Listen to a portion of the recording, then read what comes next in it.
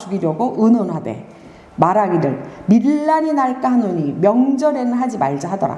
이제 여기서부터 이제 예수님을 죽이기 위해서 소위 말해서 권력자와 예수님의 메시지를 반대했던 그들과 모여서 논의하기 시작합니다. 그리고 예수님 머리에 향수를 부은 여인의 사건이 있죠. 그리고 난 다음에 마지막 만찬이 있죠. 마지막 만찬에서 유다의 배반이 나오기 시작하죠. 근데 마지막 만찬 장소에서 어떻게 합니까? 이 자리에서 나를 배반한 자가 있다. 이렇게 얘기를 하는데 유다가 딱 뭐라고 합니까? 저는 아니지요. 라고 얘기하죠.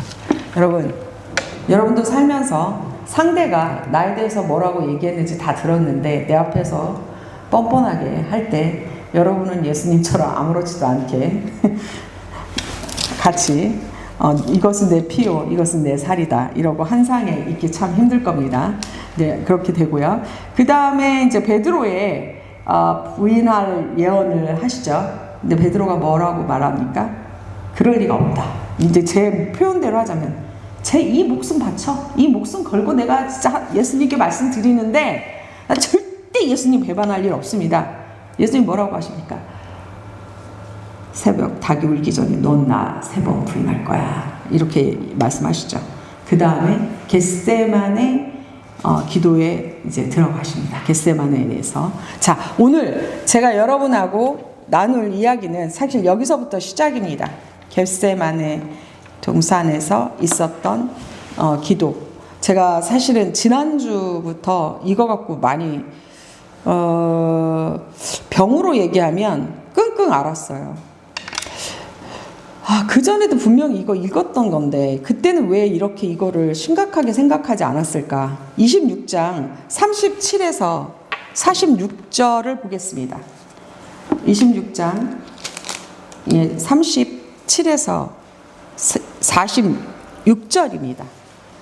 37. 이 내용을 쭉 읽어보시면 뭐냐면 이 얘기입니다. 예수님께서 36절 보겠습니다. 이에 예수께서 제자들과 함께 겟세마나라 하는 곳에 이르러 제자들에게 이르되 내가 저기 가서 기도할 동안 너희는 여기 앉아 있으라 하시고 베드로와 세베대의 두 아들을 데리고 가실새 고민하고 슬퍼하사 이에 말씀하시되 내 마음이 매우 고민하여 죽게 되었으니 너희는 여기 머물러 나와 함께 깨어 있으라 이렇게 얘기했습니다. 그리고 조금 나아가서 누가 그랬습니까? 조금 나간 게 누굽니까? 그러니까 he said to them입니다. 여기서 예수님이 조금 나가서 얼굴을 땅에 대시고 엎드려 기도하여 이르되 내 아버지여 만일 할만하시거든 이 잔을 내게서 지나가게 하옵소서. 그러나 나의 원대로 하지 마시고. 이 나의 원대로가 뭡니까? 내 뜻대로죠. 내가 원하는 대로 하지 마시고요. 난 정말 나의 심정은 그렇습니다. 앞으로 예상되는 이 어려움, 앞으로 어떤 일이 일어날지 다 알고 계시는 우리 예수님께서 아버지 가능하면 정말 아버지 만일 가능하시거든 이 잔을 내게서 지나가게 하옵소서 이렇게 말씀하십니다. 그러나 여기가 중요하다. But my father if가 나왔는데 거기에서 뭐라 합니까? But 하지만 내 뜻대로 하지 마시고 아버지께서 원하시는 대로 하시옵소서 이렇게 얘기합니다. 그리고 제자들에게 다시 컴백하시죠. 제자들 어떠신가? 쿨쿨 자고 있죠. 깨어서 기도하라고 했는데 너네 한 시간도 이렇게 깨어있을 수 없느냐.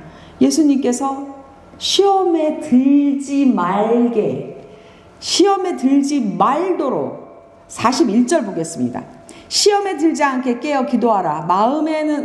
마음에는 원이로되 육신이 약하도다 하시도다. 이렇게 얘기하고 있죠. 그리고 두 번째 나아가 기도하고요. 내 아버지여. 두 번째 예수님께서 또 기도하십니다. 뭐라고 합니까?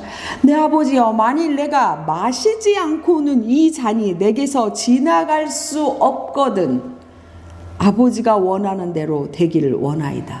이렇게 또 기도하십니다. 그리고 다시 왔어요.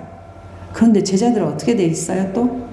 여러분 지금 성경 보고 계십니까?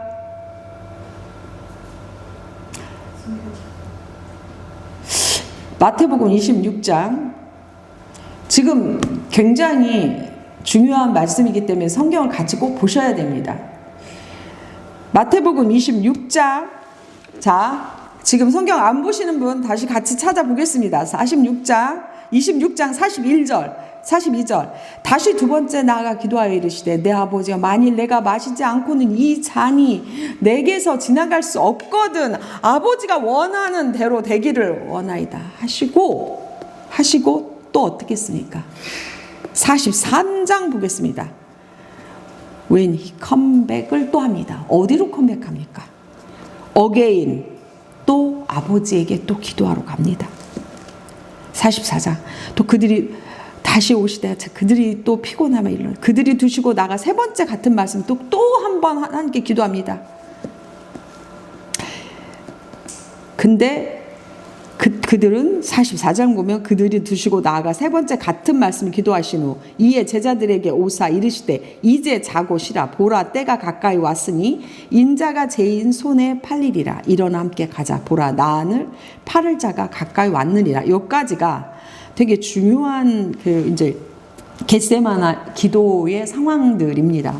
근데 여기 마태복음에서는 사실은 마태복음에서는 땀이 피가 되도록 이런 표현이 나오지 않아요. 근데 이제 지나서 마가복음, 누가복음, 요한복음에서는 그렇게 좀 어필되어 있습니다. 그래서 오늘 요 말씀을 갖고 여러분하고 한번 생각해 보고자 합니다. 지금 같이 영상으로도 예배 드릴 거고 전 세계에서 이 영상을 보신 여러분에게는 겟세마네가 없습니까? 겟세마네라는 곳이 아마 다 있을 겁니다. 우리가 때로는 병실 앞에서, 아니면 병실 앞이라는 게 뭡니까? 우리의 육체의 연약함, 병 이런 거 앞에서 무너지는, 아니면 사람과 사람 사이의 관계 속에서 아무것도 바뀌지 않는 현실 속에서 우리는 묻습니다. 하나님, 왜 침묵하고 계십니까? 오늘 하나님이 이렇게 말씀하십니다. 나는 침묵한 게 아니라 너와 함께 그 자리에 있었다. 이렇게 말씀하시고 있는 게 사실은 여기에 핵심이 아닐까. 일단 핵심부터 여러분에게 말씀 먼저 드립니다.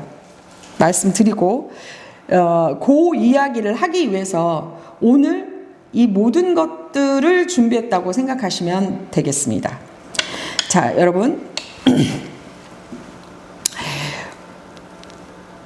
살면서 한 번쯤 이런 질문 해보셨습니까? 하나님, 왜 제 기도에 아무 말씀 안 하십니까? 하나님, 제가 이렇게까지 기도했는데, 내가 이렇게 눈물을 흘리면서 부르짖었는데 왜 아무 일도 일어나지 않습니까?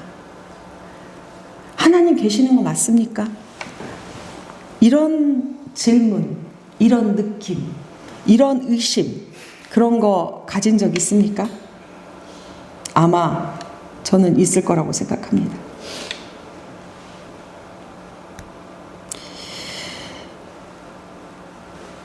사랑하는 여러분, 오늘 본문은 바로 그런 밤입니다. 표현을 얘기하자면 환한 나이트가 아니고요, 그런 밤이었습니다. 하나님이 침묵하신 밤이었습니다. 겟세마네에서 예수님이 눈물로 기도하는 그런 밤이었습니다. 예수님의 제자들을 데리고 겟세마네 동산에 가시고, 그리고 말씀하십니다. 내가, 내 마음이 너무 고민하고 고민스러워서 죽을 것 같다. 죽게 되었으니 이건 하나님과 같은 모습이 아닙니다. 너무나 인간적인 고뇌의 모습이, 철저한 모습입니다. 고뇌에 차서. 그리고 기도합니다. 아버지여, 이 잔을 내게서 지나가게 하옵소서.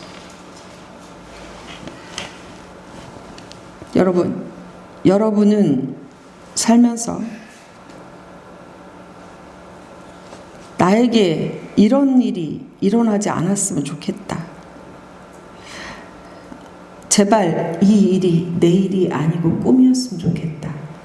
이 잔이 그냥 내게서 지나갔으면 좋겠다. 이럴 때가 굉장히 많을 겁니다. 사랑하는 여러분, 이건 믿음이 없는 기도가 아니고요. 살고 싶은 기도이기 때문입니다. 고통을 피하고 싶은 기도가 아니고요. 고통을 이겨내고 싶은 기도였을 겁니다. 저희들도 그런데 예수님께서는 어떠겠습니까? 그런데 그리고 하나님은 그래도 아무 말씀하지 않으셨습니다. 가장 세 번째로 제가 이게 가장 무거운 질문이 아닐까 싶습니다. 왜 하나님은 예수님께서 3번이나 피눈물처럼 흘리면 땀이 피처럼 흐를 정도로 3번째 기도를 하시면서 이거 정말 하나님 내가 정말 꼭 그렇게 가야겠습니까? 이 잔이 정말 내가 마시지 않아도 되는 걸로 좀 지나가게 해주세요. 이렇게까지 얘기했는데 왜 하나님은 침묵하고 있었을까요? 아들이 기도를 하는데 피땀 흘리면서 기도를 하고 있는데 그런데도 아무 대답이 없었습니다.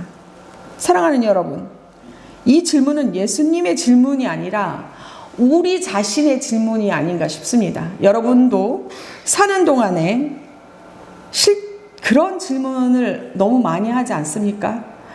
하나님, 제가 이렇게 기도하고 이렇게 주님 말씀 따르고 주일날 이렇게 열심히 예배도 드리고 이러는데 나 기도 열심히 한 것 같은데 왜 아무 대답이 없습니까? 하나님 왜 침묵하십니까? 여러분, 제가 지금 카톡방에 하나 올려놓은 거 있습니다. 여러분 한번 보십시오. 이건 기사가 난 건데요. 동아일보에 기사 난 걸 여러분에게 보냈는데 2008년 중국에 스촨이라는 지역에 대지진이 일어났습니다. 이때 어마어마한 대지진이었습니다. 근데 이 무너진 건물 속에서 하나의 이상한 사건이 벌어졌습니다. 정말 세상을 깜짝 놀라킨 기적의 사건이 벌어졌습니다. 이 대지진을 해서 어마어마한 사람이 죽었는데 사람을 구제하다 보니 무릎을 꿇고 두 팔로 무엇인가 감싸고 있는 여인을 발견한 겁니다. 그 여인의 정말 이렇게 몸을 구부리고 거기 만화의 컷도 나와 있을 겁니다. 여인의 그 안에 있었던 게 뭡니까? 아기였습니다. 그 안에 아기가 살아 있었습니다. 어머니는 마지막 순간까지 자기 몸으로 아이를 지켜냈기 때문입니다. 그리고 그 옆에 있던 휴대폰에 이런 메시지가 남아 있었다고 합니다. 사랑한다. 엄마가 널 지키겠다. 지켰다. 이렇게 남겼다고 합니다. 그러니까 어마어마한 사람들이 죽었는데 유일하게 물론 뭐 다리가 다치고 뭐 이런 겉에서 했던 사람들, 살은 사람도 있지만 막 다 무너져 있는데 지진나 무너져야 되고 헤쳤는데 어떤 여인이 구부려뜨리고 있는 다 당연히 시체라고 생각했는데 아이는 아무것도 모르고 활짝 웃고 그 품 안에서 생존했다는 이야기입니다. 근데 거기 남긴 메시지가 온 세상을 감동시켰습니다. 사랑한다. 엄마가 널 지켰다. 여러분, 그 어머니는 아이 대신 도저히 죽을 수가 없었습니다. 그 아이를 살리기 위해 자기 생명을 내어주는 겁니다. 죽은 게 아니고 자기 생명을 내어주는 겁니다. 바로 이것이 십자가 사건과 굉장히 같은 연동선상에 있습니다. 우리는 묻습니다. 왜 하나님 침묵하십니까? 왜 그 고통을 막지 못하십니까? 천지를 창조하시고 운행하셔서 이 암흑의 세계에서 산도 만드시고 모든 생명이 뛰어놀고 인간도 창조하신 하나님께서 왜 당신의 아들이 그렇게 눈물을 흘리면서 기도하는데 왜 침묵하십니까? 왜 그 조롱과 그 핍박과 그 고통을 막지 않으시고 왜 기적을 행사하지 않습니까? 라고 우리는 하나님께 하나님께 질문하고요. 우리의 삶 속에서도 그렇게 질문할 때가 너무 많습니다. 그때 하나님께서 말씀하십니다. 나는 그 자리에 있었다. 너를 살리기 위해. 우리가 아직 죄인 되었을 때 그리스도께서 우리를 위하여 죽으셨습니다. 로마서 5장 8절 보겠습니다. 로마서 5장 8절. 로마서 5장 8절. 제일 먼저 찾으신 분이 큰 소리로 같이 공유해서 읽도록 하겠습니다. 로마서 5장 8절. 우리가 아직 죄인 되었을 때 그리스도께서 우리를 위하여 죽으심으로 하나님께서 우리에 대한 자기의 사랑을 확증하셨느니라. 아멘. 성경은 하나님이 우리의 고통을 멀리서 지켜보는 게 아니라 우리의 고통의 한 가운데로, 그 가운데 깊이 함께 하셨다라고 증언하고 있습니다. 그게 로마서 5장 8절입니다. 십자가는 하나님이 아들을 버린 사건이 아니고요. 하나님이 침묵한 사건이 아니고요. 하나님이 우리를 버리지 않기 위해서 자기 자신을 내어준 사건입니다. 자기 자신을 인간의 이 죄악된 세상에 그 가장 밑에 밑바닥까지 어디까지 갈 수 있는지를 동행하신 사건이라고 정리할 수 있습니다. 그래서 우리는 말할 수 있습니다. 외로운 사람이나 하나님을 모른다. 외로운 사람에 대해서 하나님 모른다. 대답하지 않는다가 아니라 하나님은 그 길을 같이 걷고 있다. 고통 속에 왜 나만 이러고 있느냐라가 아니라 하나님도 너의 고통 속에 같이 계신다. 말씀 하나 더 찾겠습니다. 요한복음 1장 1절. 요한복음 1장 1절 보시겠습니다. 태초에 말씀이 계시니라. 이 말씀이 하나님과 함께 계셨으니 이 말씀은 곧 하나님이시라. 어떻게 돼요? 여기는 말씀 있고로 하나님입니다. 그러면 요한복음 1장 14절 보겠습니다. 1장 14절. 말씀이 육신이 되어 우리 가운데 거하심에 우리가 그의 영광을 보니 아버지의 독생자의 영광이요 은혜와 진리가 충만하더라. 여러분 1장 1절 요한복음 1장 1절과 14절을 보면서 여러분은 공식이 생기지 않습니까? 말씀, 성경 말씀은 하나님이시고 하나님은 누구시라고요? 이꼬로 예수 그리스도라는 얘기입니다.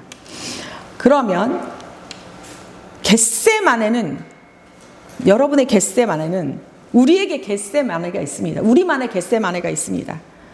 그리고 처음에 제가 이미 결론을 얘기했던 것처럼 우리의 삶의 겟세마네가 있습니다. 겟세마네 동산에서 우리의 삶을 위해서 외치고 기도하고 하나님께 막 울고 매달리고 제발 이런 우리만의 겟세마네 동산들이 다 있습니다. 그리고 우리는 현실 속에서 아무것도 변하지 않는 그 현상을 보면서 하나님 왜 침묵하십니까? 오늘 이렇게 말씀하시는 겁니다. 나는 침묵한 게 아니라 너의 고통과 함께 그 자리에 있었다. 너의 고통 속 가장 깊은 그곳에 함께 있었다. 그래서 예수님도 하나님의 뜻이라면, 당신의 뜻이라면, 이 잔이 내가 꼭 해야 될 거라면 뜻대로 하시옵소서라고 얘기하고 끝납니다. 겟세마네 끝은 끝난 게 아니라요, 십자가의 사건도 끝은 아닙니다. 기도했지만 바뀌지 않는 밤이라면, 하나님이 침묵하는 것 같은 밤이라면 기억하십시오. 내 삶이 지금 하나님이 내 기도에 대해서 침묵하는 밤이야. 하나님이 기도했지만 내 삶은 바뀌지 않는 그런 밤 같아 라고 생각하신다면 기억하십시오. 하나님은 당신을 버린 게 아닙니다. 하나님은 지금 당신이 기도하는 그 고통과 그 마음과 그 현장과 그곳에 함께 계십니다. 그리고 같이 슬퍼하고 같이 울고 계십니다.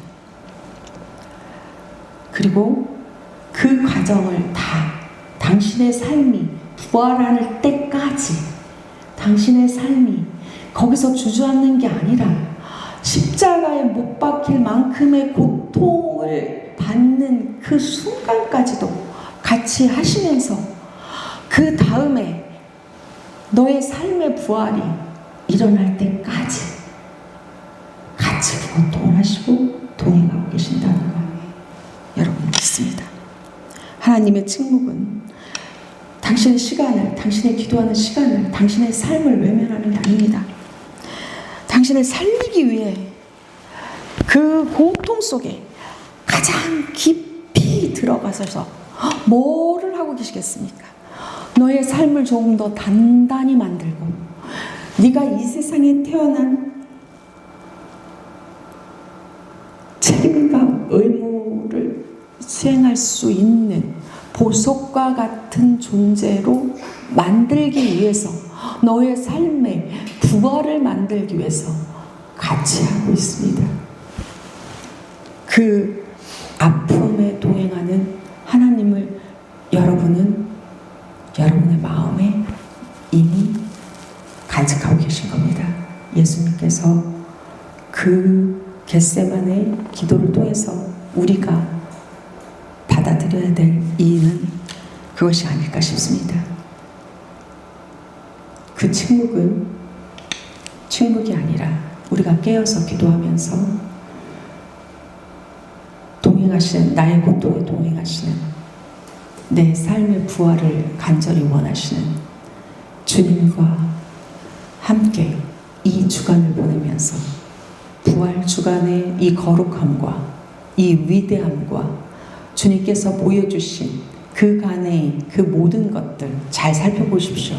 마태복음 1장부터 이 부활되기까지의 우리 예수님께서 행하신 그 모든 것들을 한번 잘 살펴보십시오. 누구도 그 사회에서 쳐다보지 않았던 사람들의 삶을 다 부활시키고 있는 삶입니다. 병자를 누구도 쳐다보지 않는 병자, 죽은 자를 살리시고 누구도 쳐다보지 않은 소경, 눈뜨게 하시고 이 사회에서는 소위 말해서 인간 취급도 못 받는 자들, 그 자들에게 이 너희도 같이 할 수 있어.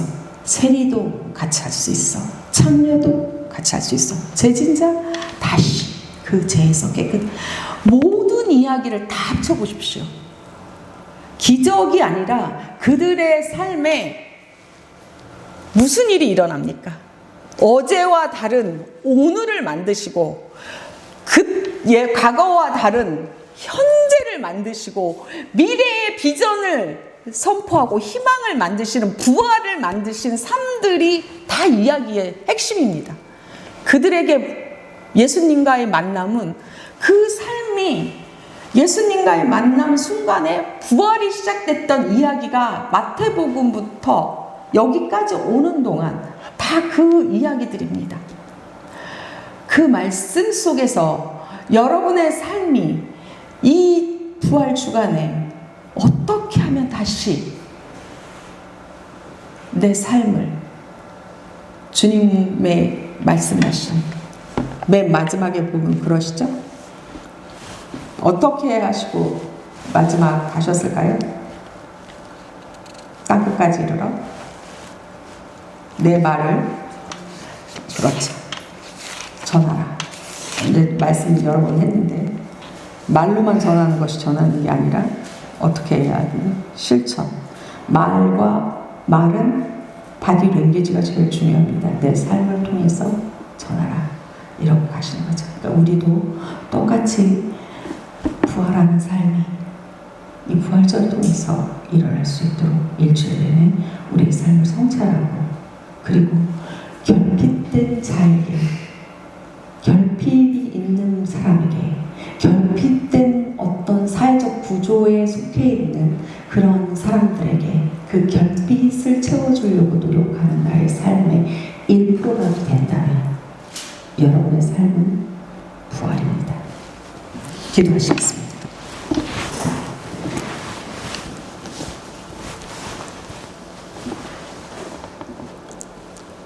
하나님의 침묵은 당신을 외면할 시간이 아니라 당신이 우리를 살리기 위해 당신의 그 고통 속 가장 깊은 곳에, 우리의 고통 속 가장 깊은 곳에 들어가 함께한 아픔의 동행이었음을 이제야 알게 되었습니다. 침묵하신 하나님이라고 우리는 잘못 이해했습니다. 그러나 겟세마네 밤에도 십자가의 고통 속에서도 함께 계셨던 주님을 우리는 믿습니다. 우리의 침묵의 시간 속에서도 주님의 사랑을 보게 하시고 끝까지 믿음으로 걷게 하여 주시옵소서. 우리의 삶 속에서도 주님이 부활했듯이 내 삶도 부활하는 삶이 되게 하시고 내 주변의 모든 사람들도 내가 그들의 삶에 부활의 역할이 되는 자가 되게 하여 주시옵소서. 우리를 위해서 그 기나긴 고통을 버티셨던 그 기나긴 고통 속에서 우리를 죄에서 보였고 진리가 너희를 자유케 한다는 그 말씀의 의미를 남겨주신 우리를 진정으로 사랑하신 예수 그리스도 이름으로 기도드립니다. 아멘.